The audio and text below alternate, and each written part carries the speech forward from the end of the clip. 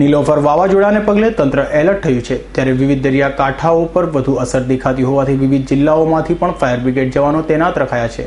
ત્યારે વ્યવસ્થાના ભાગરૂપે રાજકોટ ફાયર બ્રિગેડની પણ 2 ટીમોને રવાના કરવામાં આવી હતી। રાજકોટ ફાયર બ્રિગેડના ચીફ ફાયર ઓફિસરની સૂચનાથી 7 જવાનોની 2 ટુકડીઓને રવાના કરવામાં આવી હતી, જેમાં દરેક જવાનો લાઈફ જેકેટ, બોટ, રિંગ સહિતના શાસ્ત્રો સાથે સજ્જ થઈને જવાનો રવાના થયા હતા। આજે સવારે 2 ટીમો રવાના થઈ હતી, જેમાં એક ટીમ જામનગર અને એક ટીમ દેવભૂમિ દ્વારકા જવા માટે રવાના થઈ હતી અને બંને ટીમના જવાનો ત્યાં ખડે પગે રહેશે।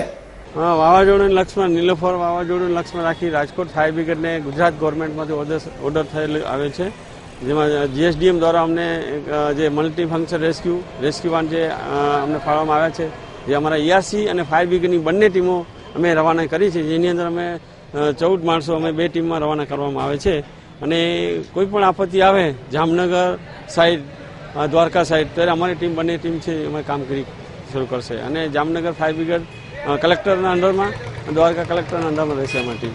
Devang Bhojani, S9 news, Rajkot.